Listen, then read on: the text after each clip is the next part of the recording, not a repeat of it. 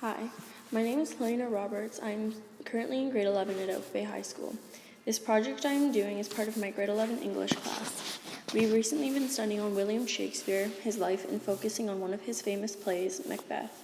It might run through your mind that Shakespeare is not much more than just a poet or a writer. However, I've learned many interesting things about his life. Something to know about him is many of the phrases that are still used today have come from his own extensive vocab, such as heart of gold, love is blind, the world is my oyster, and for goodness sake. Not only has Shakespeare left marks on the world today, but he himself has lived a very mysterious and successful life. Shakespeare was born on April 23, 1564. He was born the fourth of 8 children in the Shakespeare family.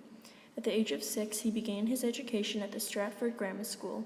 Here he learned about Greek mythology, Roman comedy, ancient history, grammar, Latin, and possibly Greek. Shakespeare's father had said to have struggled with financial debt, leading to Shakespeare not attending university. A few years after he left school, Shakespeare married Anne Hathaway, and soon after, their first child, Susanna, was born. They had 2 more twins, Judith and Hamlet.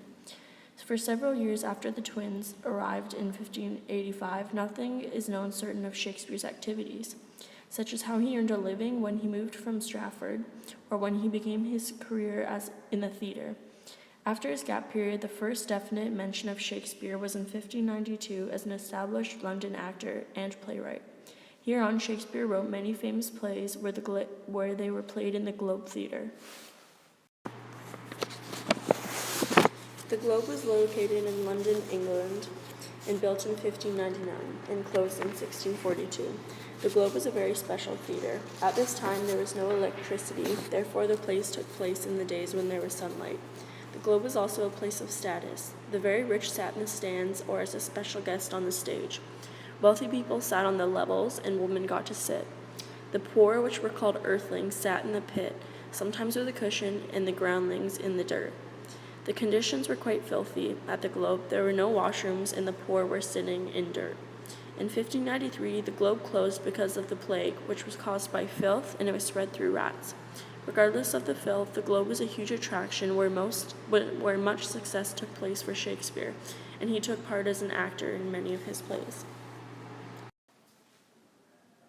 Shakespeare has a very special writing style, one in which we have trouble understanding today.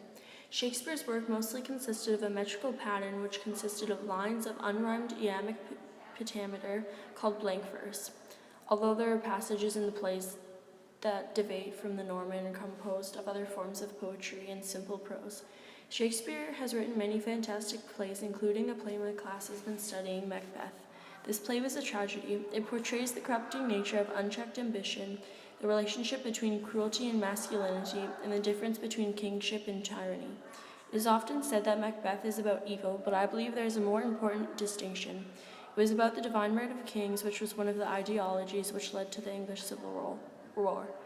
Royalty is held to be a divine natural right. However, Macbeth gains it from unnatural means. The crown eventually is supposed to go to the rightful and inherited person. From a historical point of view, Shakespeare wrote the play for James V of Scotland, who was a descendant of the real-life Banquo and also an inheritant to the ideology of the divine right of kings.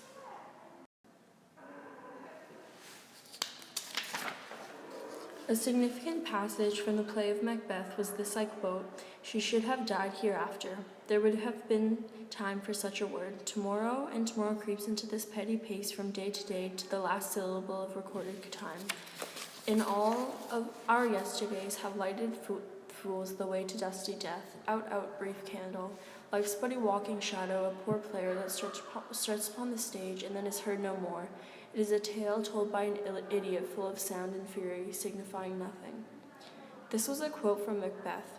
These words are said by Macbeth after he hears of Lady Macbeth's death. This passage is clearly portraying how Macbeth's loss of power and the loss of his wife have undone him. His speech is insisting that there is no meaning or purpose in life. There is a defensive and self-justifying quality to his words.